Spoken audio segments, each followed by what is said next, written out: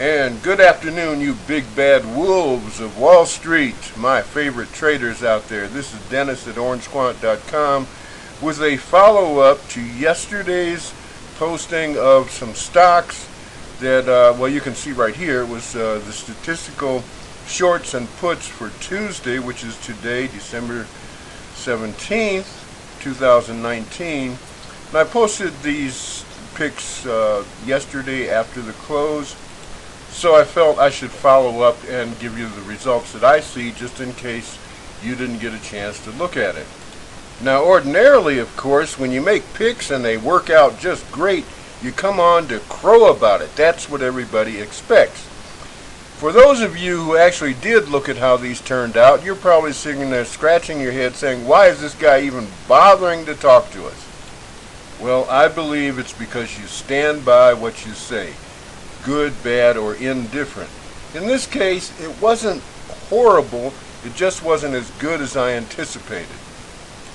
But before we get into all that, you know I have to show you the orange quant warning.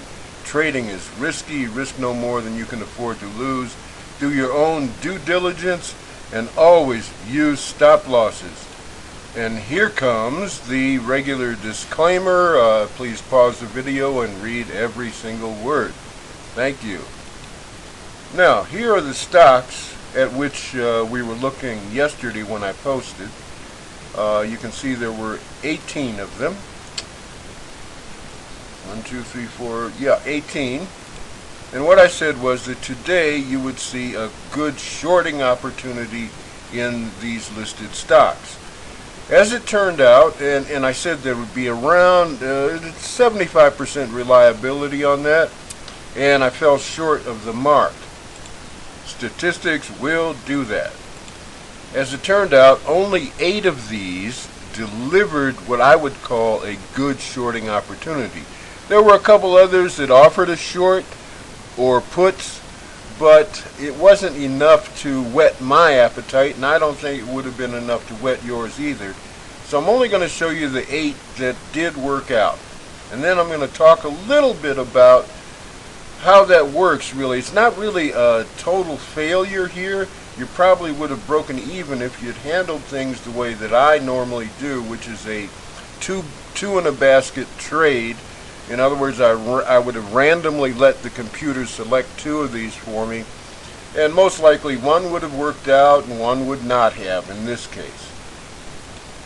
Anyway, let me show you the 8 that did work out. I'll just flash them on the screen here one after another. I got to look down here, and okay, let's start with this one. Agilent Technologies, and the next one was, and you can see, let me go back to Agilent here. Agilent Technologies, and you can see that was a fairly decent shorting opportunity there. And then the next one would have been Alcoa, and Alcoa showed a decent shorting opportunity. Next on our list would have been Southwest Airlines. Again, it's fair to middling shorting opportunity. I'm wondering, though, I should have looked at the platform at like the 5-minute to see how that upper wick worked out there. Did that most likely came right at the open. And if it did, you would have waited, I'm quite sure you would have waited to get up there. You'd have been watching your indicators and waited, watching momentum and whatnot, and then rode that thing back down. And now we have Lowe's, hardware stores. Let me skip on to Pfizer, and that's another good short. And we have Qualcomm, another, I'd say that's a medium good short there, or put, whichever you like. And I think I showed you Qualcomm, didn't I? Yeah, I showed you Qualcomm.